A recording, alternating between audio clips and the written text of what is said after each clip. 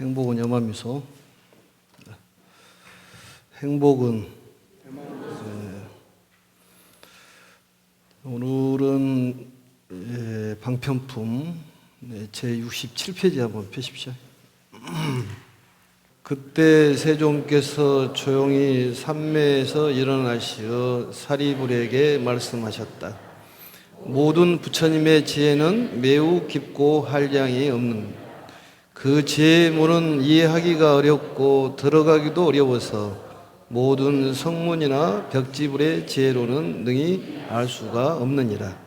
왜냐하면 부처님께서는 일찍이 백천만학의 우수한 많은 부처님들을 가까이 모셨고 모든 부처님의 한량없는 수행법을 다 닦으셨고 용맹정진하시어 그 이름이 널리 알려졌으며 매우 깊고 일찍이 없던 희귀한 법을 깨달으셔서 중생들의 근기에 따라 적절하게 설하셨으므로 그 속에 담긴 진정한 뜻을 알기 어려운 것이니라.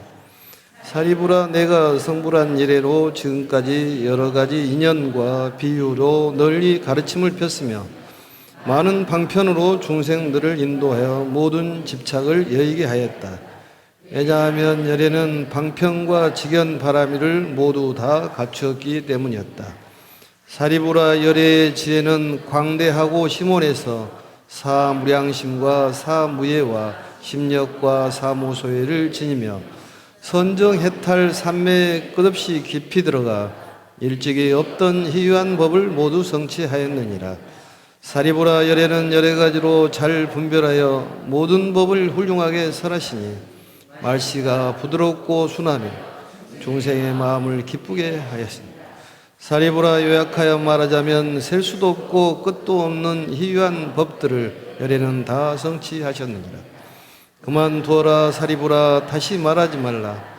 왜냐하면 열애가 성취한 진리는 가장 희유하고 이해하기 어려운 법이며 오직 부처님들만이 모든 법의 실상을 다 깨달았기 때문이니라.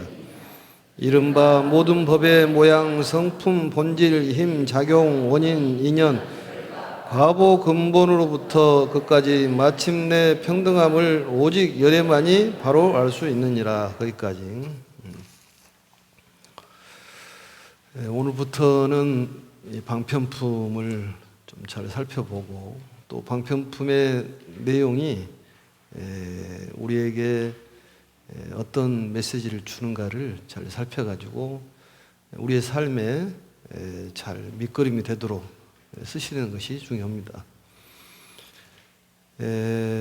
그동안에 이제 서품에서 보시면은 부처님께서 무량의처 산매에 들어 계시면서 미간 백호로부터 광명을 발하셔가지고 그 광명이 어찌나 밝은지 동쪽으로 18,000국토를 비추시고 또 이러한 광명을 통해 가지고 대중에게 충격을 준 세종께서 과거의 것을 하나하나 생각해내 새로운 자각을 가지고 명상으로부터 일어나셔 가지고 조용히 이제 사리불께 얘기한 그런 내용이 이제 방편품의 내용입니다. 우리 묘법연화경을 연꽃에 비유를 하는데 연꽃은 세 가지가 있습니다. 첫 번째 연꽃을 보면은 이제 피어서 막 피어가지고 피기 전 그 봉우리가 져 있는 그런 연꽃이 있고 또 활짝 핀 연꽃이 있고 또 시들기 전 연꽃 이렇게 세 가지로 나눌 수가 있는데 그 봉우리가 져 있는 피기 전 연꽃을 굴마라라고 그렇게 얘기를 합니다. 그리고 이제 시들기 전 그 연꽃의 이름을 가마라라고 얘기를 하고 또 봉우리가 져서 시들기 전까지 그 무성한 연꽃의 그 상태를 분탈이라고 그렇게 얘기를 합니다. 그래서 우리가 지금 공부하고 있는 이 경전 묘법연화경이라는 것은 바로 분탈이에 해당하고 그만큼 이 경전이 이 연꽃으로 비유한다면은 한창 시절에 해당하는 그런 가르침이라고도 볼 수가 있습니다. 그만큼 역동적이고 우리의 삶에 활력을 줄 수 있는 그런 가르침이라고 볼 수 있고, 우리가 그 가르침을 배우고 익히면 우리의 삶이 넉넉해지고 활기찬 삶이 될 거로 생각을 합니다.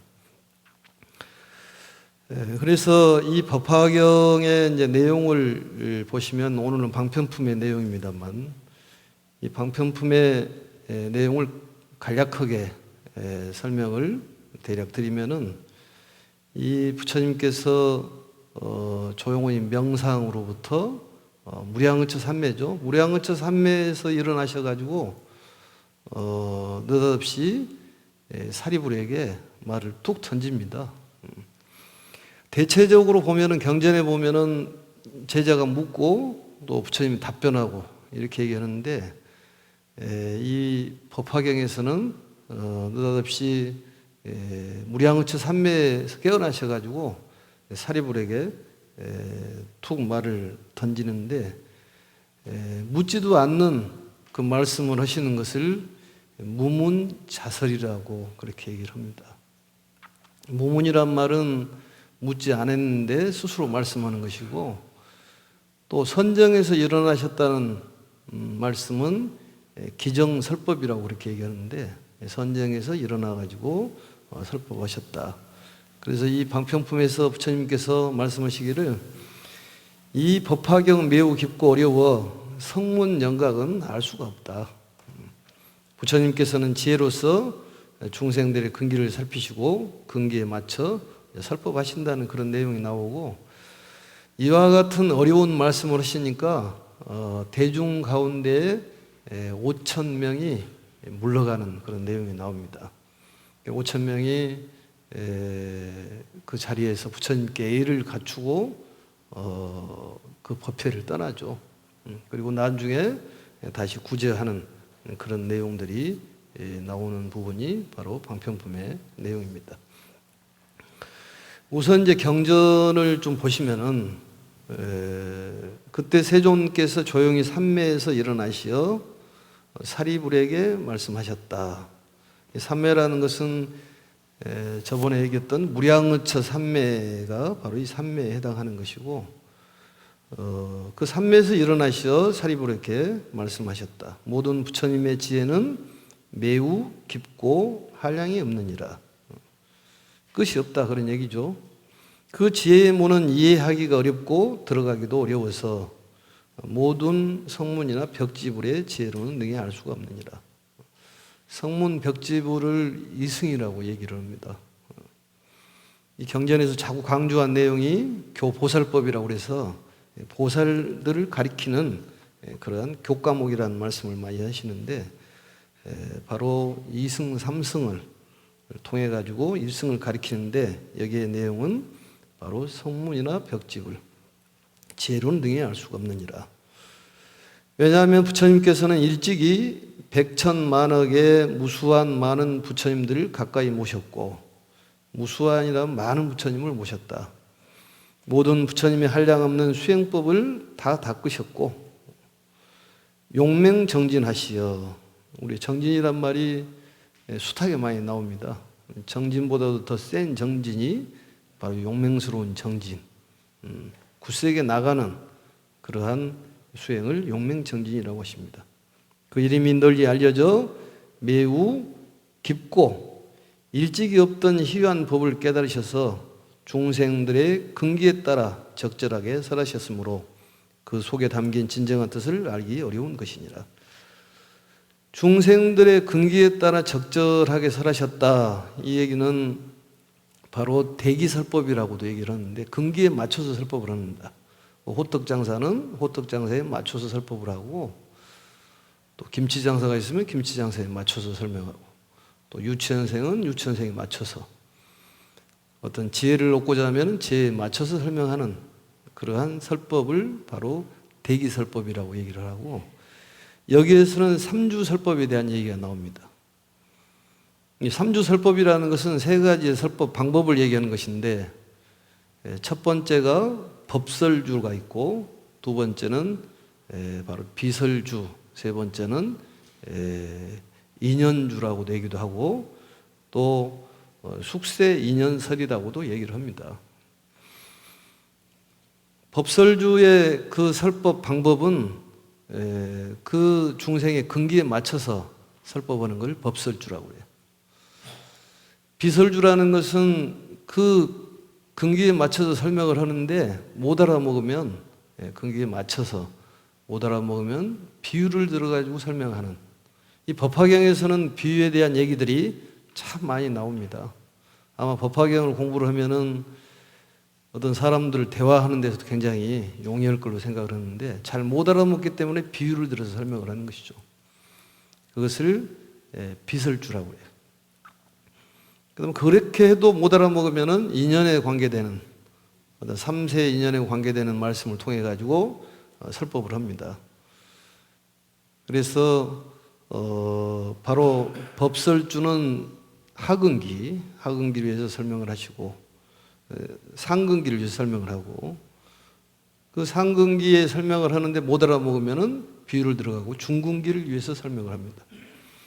그래도 못 알아먹으면은 이제 하근기를 위해서 설명하는 그러한 내용이 인연주인데, 바로 이것을 삼주설법이라고 그렇게 얘기를 합니다. 여기서 말하는 중생들의 근기에 대해서 설법을 하셨다는 말은 바로 법설주에 해당하는 것이고, 내려와 가지고 보시면은 사리부라, 내가 성불한 이래로 지금까지 여러 가지 인연과 비유로, 인연주 또 비유 설법이 되겠죠.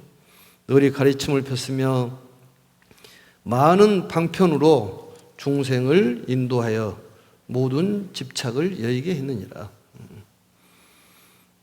방편을 통해 가지고 중생을 인도를 했다, 그런 얘기가 나오는데, 오늘 배우는 과목이 바로 이 방편품이죠. 이 방편품을 세 가지로 나눴습니다. 방편이라는 것은 편한 방법을 바로 방편이라고 그러는데, 바로 지희대사께서는 세 가지 방편을 얘기하시는데, 이것도 배워두면 굉장히 좋을 것 같습니다. 첫 번째 방편을 무슨 방편이라고 그러냐면은 범용방편이라고 해요. 한번 따라서 한번 해볼까요? 범용방편. 이 방편은 중생의 근기에 맞춰서 방편을 쓰는 것을 범용방편이라고 합니다. 두 번째는 능통방편. 한번 따라서 합니다. 능통방편. 이것은 그 중생들이 법을 못 알아먹으면은 꾸짖어서 야단을 쳐가지고 가르침을 주는 방편이 바로 능통방편입니다. 부모님들도 이 방편을 배워서 애들한테 써먹는 것도 괜찮을 것 같아요. 우리가 경전을 배우는 것은 이 모든 걸 활용하기 위해서 그러는 것이지, 그냥 머릿속에다 담아놓고 또 아니면 가슴속에다 담아놓기 위해서 배우는 것은 아닙니다. 절에 다니면서 배우는 것도 다 마찬가지예요. 자비를 배우고 절을 하면서 하심을 배우고, 하심을 배우는 목적도 우리가 마음을 낮추면은 마음이 편안해지기 때문에 그러는 거예요. 우리 절을 많이 시키지 않습니까? 하심에 대해 얘기가 나와서 그럽니다만, 어떤 사람이 산에 가지고 길을 잃었어요. 아무리 두리번 해도 길을 못 찾겠는 거예요. 그래서 그 사슴이 한 마리가 가길래 사슴같이 몸을 낮췄더니 길이 쫙 보이더라는 거지. 길이 보여서 거기에 그 미로에서 나왔다는 얘기가 있는데, 낮추면은 뭔가 찾을 수 있습니다. 방법을 찾아봐야 한다는 거지. 방법을. 우리가 수단과 방법이라고 그러잖아요. 방법. 어떤 목적과 수단. 수단이라는 것은 뗏목에 비유를 합니다만, 우리 목적은 행복하기 위해서 종교 생활도 하는 것이고, 공부도 하는 것이고, 또 보시에 대한 가르침을 실천하는 것이고, 또 화합해보고, 또 자신 있게 살아가는 것이 전부 이 가르침을 실천하는 것은 행복해지기 위해서 그렇습니다. 그래서 방편이라고 그래요. 어떤 길을 잃었으면 길을 찾아가는데 어떤 방법을 모색하는 방편. 그래서 꾸짖어가지고 얘들을 경책해가지고 가르치는 부모의 자세도 필요하고, 부처님도 역시 마찬가지로 이러한 방편을 쓰셨다 그런 얘기입니다. 세 번째는 비묘방편. 한번 따라서입니다. 비묘방편. 이 비밀스러울 비자에 이 묘할 묘자인데, 이것은 모든 걸 얘기할 때 최고라고 얘기하면서 가르치는 거예요. 그래서 삼승의 가르침을 최고라고 얘기하는 거예요. 그래서 모든 경전에 보면은 최상이다, 최상이다 이런 얘기가 나와요. 금강경에서도 마찬가지, 화엄경에도 마찬가지, 최상, 최상. 법화경에서만큼은 왕이라고 나오잖아요. 그러니까 최고라고, 네가 최고다, 네가 최고다 이렇게 해서 그 행복의 일로 인도하는 그런 방편이 바로 비묘방편이다. 이걸 써먹어야 된다니까요. 써먹어야 돼. 그냥 놔둘 것이 아니라 써먹어야 돼. 그러려면 우리가 이제 기억을 하고 또 거기에 대해서 집중을 해야죠. 또 안 되면 계속 노력을 해야 됩니다. 노력을 해야 돼. 사람들은 노력하다가 중단하는 거예요. 그래서 정진이란 말이 누누이 말이 나오잖아요. 계속 나오잖아요. 부처님께서 마지막 열반 하시면서까지도 말씀이 쉬지 말고 정진하라. 우리는 허다마는 거예요. 아들이 없는 집안하고 아들이 있는 집안은 차이가 딱 그거 한 가지입니다. 아들이 있는 집안은 아들이 나올 때까지 용맹정진을 하니까 아들이 나오는 것이지. 누구 말대로 아프리카에서 기우제를 지내는데 어느 나라는 기우제를 지낼 때마다 비가 오고 어느 나라는 안 오고, 이건 무슨 차이냐. 비가 올 때까지 기우제를 지내니까 비가 오더라는 것이지. 그러니까 뭔가를 목표를 세웠으면은 될 때까지 해란 얘기죠. 될 때까지 해야 돼. 사람들은 정진하다가 만다니까. 우리는 좀 각성을 해야 됩니다. 이렇게 가르침을 주는 것을 바로 방편이라고 한다니까. 비유를 설명해서 하는 것을 비설주라고 그래. 우리 용맹정진을 한번 해야 됩니다. 기도가 안 된다고 그래가지고 포기하지 말고 될 때까지면은 되는 거예요. 됩니다. 포교도 됩니다. 포교는 최소한 50명은 해야 된다고 했잖아요. 포교도 돼. 어떤 사람이 자살을 하고 줄을 매달라고 목을 매달라고 그러는데 누가 갑자기 전화가 오더라는 거예요. 응? 그래서 전화는 한 통화 받고 죽자. 그랬더니 전화를 받아보니까 20년 전에 알았던 친구가 전화하는 거예요. 그래서 둘이 노닥노닥 하다 보니까 자살하고 싶은 생각이 어디 가더라는 거지. 그래가지고 구제를 했다니까. 그래서 왜 전화를 했냐고 물어보니까 절에서 다라니 기도를 열심히 하다 보니까 또 법화경 사경을 하다 보니까 뭐가 메시지가 탁 들어오더라는 거야. 그래서 전화해봤더니 너가 자살한 줄을 몰랐는데 바로 부처님의 가피로 인해 가지고 내가 방생에 큰 올력이 이루어진 것 같다. 그러니까 뭔가 메시지가 미치는 것이지. 아무튼 이 방편이라는 것을 잘 이해를 하고 인연에 대한 얘기도 좀 하시고 생각을 하시면 될 것 같습니다. 그래서 그 밑에서부터 넷째 줄을 다시 보시면 사리부라 내가 성불한 이래로 지금까지 여러 가지 인연과 비유로 널리 가르침을 폈으며 많은 방편으로 중생을 인도하여 모든 집착을 여의게 하였다. 집착을 여의게 하였다. 결국은 우리 괴로움의 원인은 집착이기 때문에 집착을 떠나면은 행복하게 되어 있습니다.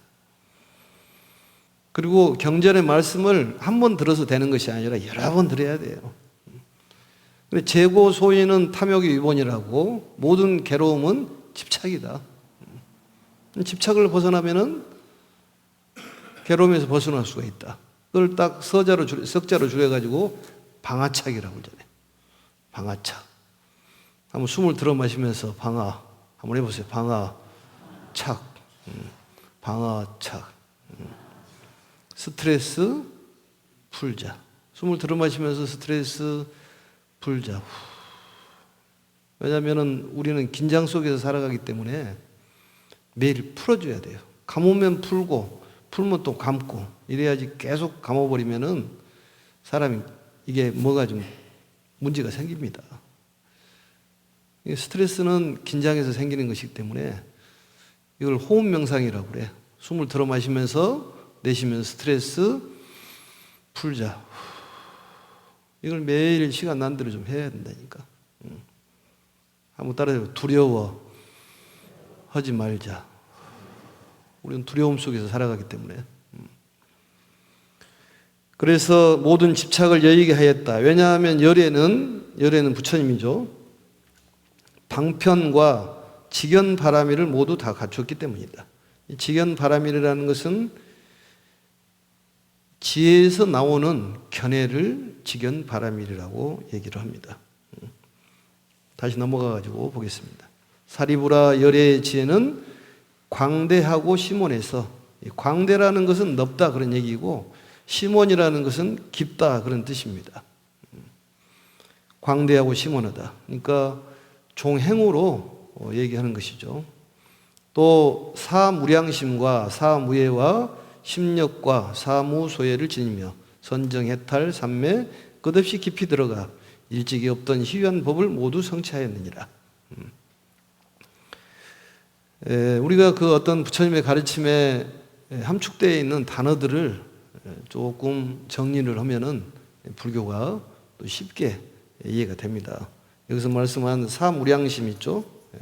사무량심. 이 네 가지 한량없는 마음을 사무량심이라고 합니다. 쓰면 쓸수록 좋은 마음이에요.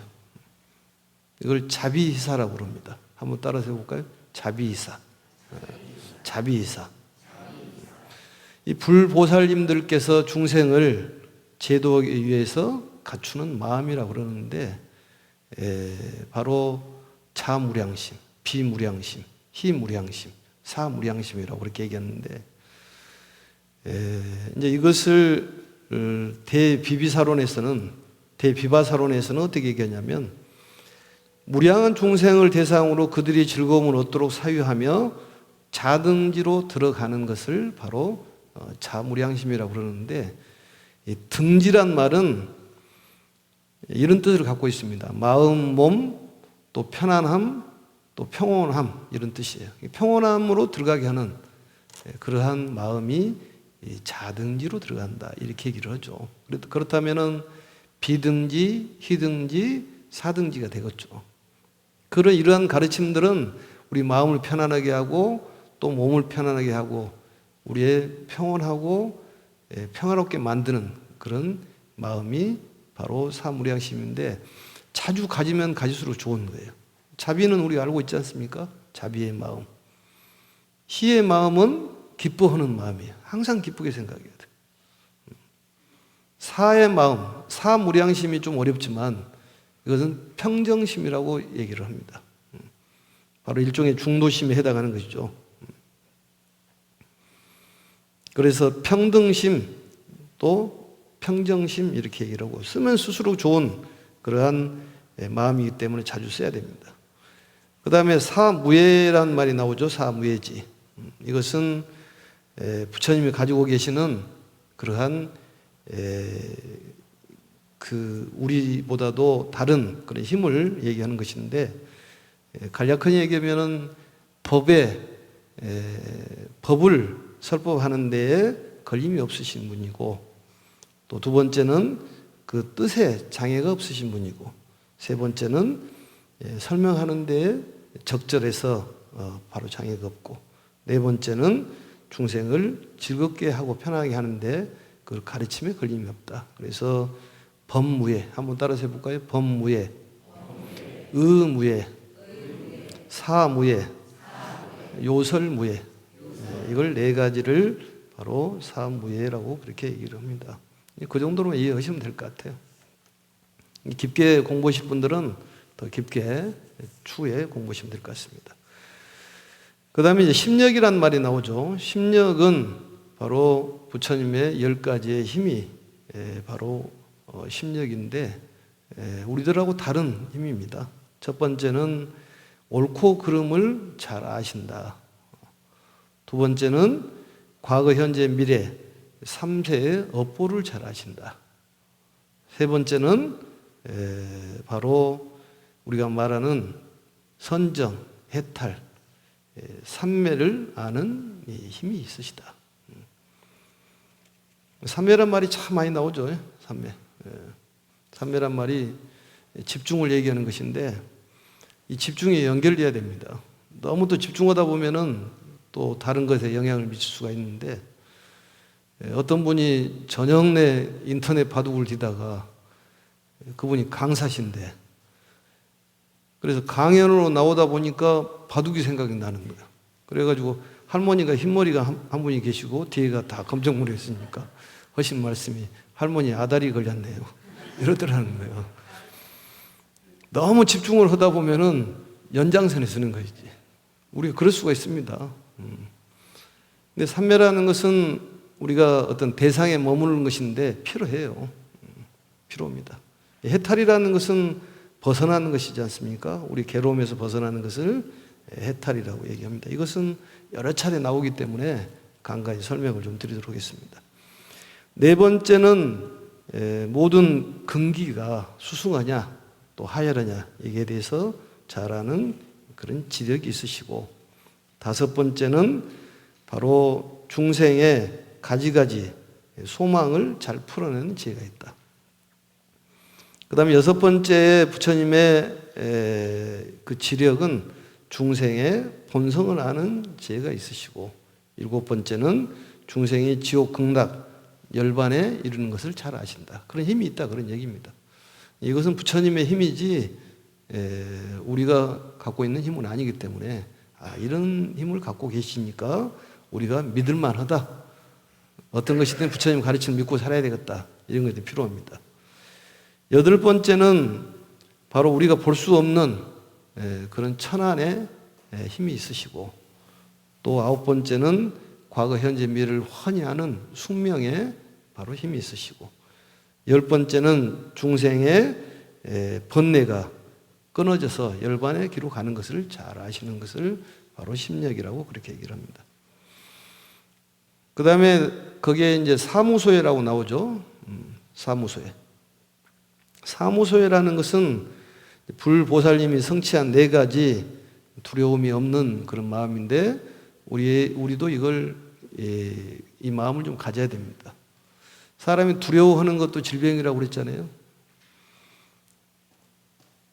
우리가 뭘 미래에 대해서 알고자 하는 것은 미래에 대한 두려움 때문에 그러는 거예요. 두려움이 없으면은 그 미래에 대해서 알고 싶은 생각이 없습니다. 그리고 관세음보살님도 우리에게 두려움 없음을 베푸시는 그러한 분이라고 관세음보살품에 나옵니다.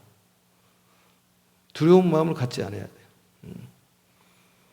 우리 기도하고 또 봉사하고 또 절에 열심히 나오면은 두려울 것이 없습니다.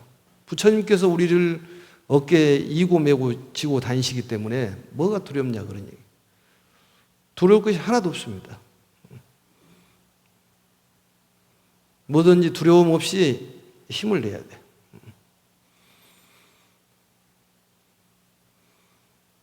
우리가 살생을 많이 하면 단명하다 그러잖아요. 방생을 하면 장수하는 것이고. 어떤 사람이 상을 잘 보신 분이 계시는데 그 사람을 보니까 오늘 저녁을 넘기기가 어렵더라는 거예요. 그런데 아침에 오면 살아있고 아침에 오면 살아있고 그 다음에도 오면 저녁에 이 밤중을 넘기기 어려운데 꼭 또 살아있더라고요. 그래서 그 사람을 쭉 추적을 해봤더니 낮에 밭일을 하면서 많은 무생명들을 죽이더라는 거예요. 뭐 지렁이도 죽이고 뭐 땅강아지도 죽이고 개미도 죽이고 밭일하다 보니까 살생을 많이 하다 보니까 그 기분이 흐르는 것이지. 그래서 그 기운으로 그 생명을 부지하기 어려웠는데 저녁에 보니까 일을 하고 와서 공양을 하고 이 몸을 깨끗이 씻고 앉아가지고 단정에 앉아가지고 기도를 하더라는 것이요. 기도를 하더라고. 우리 천수경에 나오잖아요. 백급 적집제, 일념 돈탕진, 여와 분고초, 멸진무유요. 아무리 오랫동안 지었던 죄라 하더라도 한 생각으로 전부 소멸이 되어버린다는 거지. 이 법화경에서는 일념 삼천이라는 말이 나옵니다. 그 한 생각이 삼천대천세계라는 거지. 그래서 다란이 기도를 열심히 하고 법화경을 사경을 하고 독송을 하는 그런 인연 관계로 인해 가지고 생명이 연장이 되더라는 거지. 아침에 일어나면은 잠깐이라도 기도하고 저녁에 주무시기 전에 잠깐 기도하고 그게 공덕이 큽니다. 우리가 티끌 모아 태산이라고 그러듯이 티끌이 모아지면 태산이 된다니까요. 눈사람을 만들 때도 조금씩 모으다 보면 큰 눈사람이 되잖아요. 기도도 그냥 한 방에 끝내는 것이 아니라 조금씩 하다 보면 그게 누적이 돼가지고 큰 걸 이룰 수가 있습니다. 먼지도 이게 한 번에 모인 먼지는 바람으로 휘거면 날아가요. 근데 먼지가, 조그마한 먼지가 또 모이고 아주 단단한 그런 바위덩어리처럼 된다니까요. 견고해져. 기도의 공덕도 견고해집니다. 그러니까 뭔가 좀 실천하라는 뜻으로 부처님께서 이런 말씀을 드리는 거예요. 우리 부처님 가르침을 실천하면 두려울 것이 뭐가 있겠습니까? 절대 두려워하지 말라고 그랬잖아요. 그냥 수용하면 됩니다. 모든 걸 수용하면 되는 거예요.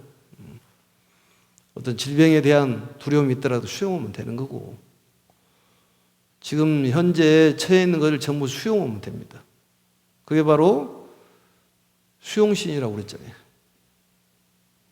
수용이 바로 수행이라고. 그걸 보신불에 대해서 얘기하면서 말씀드렸던 것입니다. 자꾸 들어야 돼요.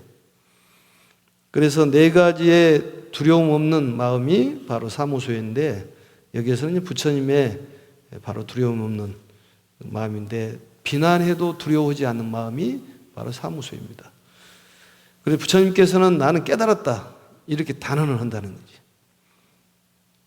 그래서 누가 비난하더라도 거기에 대해서 두려워하지 않는다. 두 번째는 일체 번뇌를 단진했다, 완전히 끊었다고 얘기를 하고도 주변에서 쓸데없는 소리 하더라도 전혀 두려움이 없다는 거지. 또 세 번째는 어떤 법을 설하고도 거기에 대한 후폭풍에 어떤 두려움이 없다. 그리고 이 세 가지에 대한 외난에 대한, 바깥에서 두려운 어떤 쓸데없는 소리에 대해서 두려워하지 않는 마음, 이것이 사무소입니다. 이러한 것들은 우리가 좀 배워야 됩니다. 우리가 두려워하잖아요.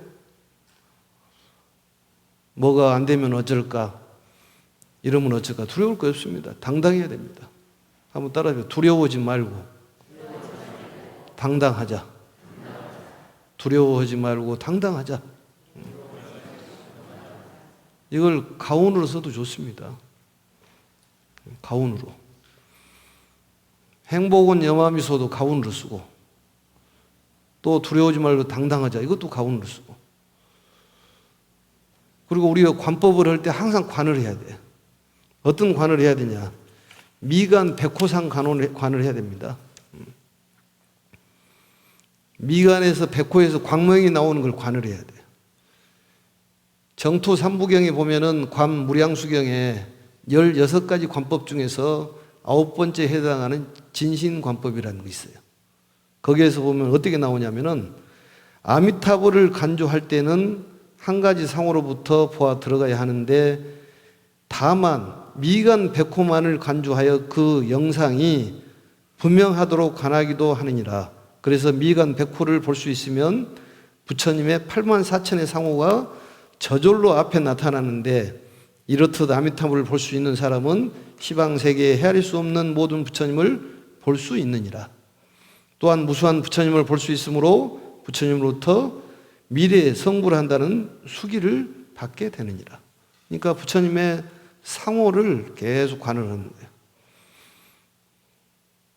우리가 여기에 상단전이라고 그러잖아요. 도가에서는. 정신적인 부분은 상단전이에요. 그리고 힘을 쓰는 데는 하단전이에요. 마음을 쓰는 데는 중단전이라고 그러잖아요. 그럼 미간의 이 백호에 대해서 빛이 나오는 걸 관을 해야 된다니까. 그걸 계속 눈을 감고 관을 하는 거예요. 그래서 전번에도 얘기했다시피 백호 불사가 결국은 부처님의 84,000의 모습을 전부 불사하는 거랑 똑같다는 얘기예요. 또 내지는 백호, 미간 백호상을 관했을 때 그 백호상이 의미하는 지혜, 열반 사덕에 온통 그런 걸 다 가질 수가 있다. 얼마나 좋은 관법이에요. 그걸 불사를 하면은 그게 온통 모든 부처님을 바로 우리가 모시는 것이 되는 것이다. 그래서 여기를 자꾸 여기 관리를 좀 잘 해야 된다니까요. 콜드크림이라도 한 번씩 더 발라주고 이렇게. 응? 남자들은 미간이 좋아야 된다고 그러잖아요. 여자들은 연지곤지를 찍잖아요, 여기다가. 응? 연지곤지도 한 번씩 더 찍고, 더불어서 미간에도 한 번 더 발라주고. 그러면 이제 광명이 나오고 지혜가 열리는 거지. 지혜라는 것은 우리가 말하는 지혜. 부처님의 지혜는 무분별지를 얘기하는 거예요. 우리 지혜는 뭐냐면 판단과 결단이야. 우리가 선택을 해야 되는데 선택을 잘못하고 이거 딱 결단을 잘못 내렸을 때 내가 어리석었다 그렇게 얘기하는 것이죠. 그런데 이 지혜가 열리면 미간 백호를 자꾸 관을 하면은 지혜가 열린다니까. 어떤 사람이 그랬잖아요. 뭐를 줄 거냐? 지혜를 달라. 지혜를 가지면 다 가지는 것이지. 그래서 그 관법이라는 건 자꾸 생각을 하는 거예요. 미간에서 광명이 쫙 나와서 부처님께서는 28,000부터를 비쳤지만 우리는 한 사람 두 사람이라도 비치겠다는 그 마음으로. 스님들 기도할 때도 그렇습니다. 아미타 부처님의 그 미간에서 광명이 나온 걸 받아가지고 뒤로 쏴주는 것이지. 그 광명을 받으라고. 그렇게 목탁을 치면서 스님들은 다 그렇게 기도를 하신다니까. 왜냐? 모든 신도들이 잘 돼야 되기 때문에. 스님들 본인을 위해서 기도하는 것은 아니에요. 스님들 본인들을 위해서 기도하는 것은 훌륭한 것이 아니지. 스님들은 누구를 위해서 기도하느냐? 신도를 위해서 기도하는 거지. 본인이 리더를 하고 신도들이 잘 될 수 있도록 집중력이 떨어지면 집중을 할 수 있도록 기도를 해주는 거죠. 그래서 훌륭하다는 거지. 그래서 우리가 스님들을 존경하잖아요. 모든 스님들이 다 그런 마음을 갖고 계십니다. 다 화합하기 위해서. 그래서 매일 미간 백호 광명을 발산을 해야 된다니까.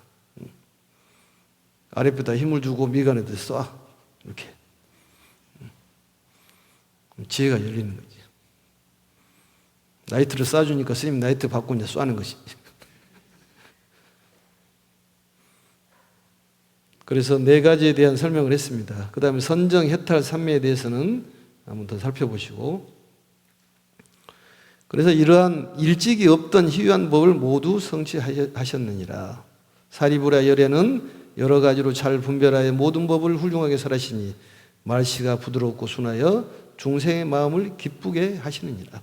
중생의 마음을 기쁘게 하시느니라. 이 부드럽다는 것은 즐거움을 뜻한다고 그랬지 않습니까? 상락아정에서. 사람이 부드러운 것은 즐겁기 때문에 부드러운 거예요. 마음이 괴로우면은 말이 좋은 쪽으로 안 나갑니다. 딱딱한 것은 뭔가 괴로운 거예요. 그래서 바로 부처님 말씨가 부드럽고 순하여 중생의 마음을 기쁘게 한다는 거지. 사리부라에 요약하여 말하면 셀 수도 없고 끝도 없는 희유한 법들을 열애는 달 성취하였느니라. 그래서 이렇게 말을 하면서 그만두어라. 여기에 큰 의미가 있습니다. 사실은 사리불이 무슨 얘기도 하지도 않았는데 부처님께서 그만두어라. 여기 보면 그만두라고 나옵니다. 이것은 부처님께서 사리불이 묻지 않아도 이미 그 마음속으로 사리불의 생각, 중생들의 생각을 이미 파하고 계셨다는 것이지. 심중을 전부 헤아렸다는 거예요. 사실은 이 내용을 보면은 사리불이 묻지도 않아요. 근데 혼자 무문자설을 하시는 거예요. 그럼 이미 중생의 마음을 훤히 알고 계셨다는 거죠. 그래 부처님은 실지실경이라고 그러지 않습니까? 우리의 마음을 다 알고 다 보고 계시는 거예요. 기도하면은 그 기도에 어떤 의미를 갖고 있는지 다 알고 계신다니까. 그래서 우리가 부처님을 믿고 의지하고 배우고 익히면서 가는 것입니다. 그게 행복의 길로 가는 첩경이에요. 오직 부처님만 믿고 가야 됩니다. 또 정진해야 됩니다. 될 때까지 정진하는 거예요. 그걸 다란히 기도 열심히 하고 법화경 독송하고 사경하고 그러면 만사 형통이 되는 거예요. 연마미소 지어주고 자 한번 해보라니까. 왜냐하면 스님은 선생이기 때문에 가르치는 것이지 나를 위해서 가르치는 것이 아니라 모든 사람 함께 바로 공유하기 위해서 가르치는 거예요. 한번 해보세요. 염화미소 행복은 염화미소. 그리고 자꾸 백호불사에 대해서 얘기를 해야 돼. 주변에서 곤선에서 복을 지을 수 있도록. 날씨가 이제 많이 추워지고 겨울이 되는데 우리가 마음속으로 이렇게 자비이사의 그 마음을 갖고 부처님을 마음속에다 품으면은 따뜻한 겨울이 될 것 같습니다. 건강한 모습으로 다음에 뵙고 마치겠습니다. 수고하셨습니다.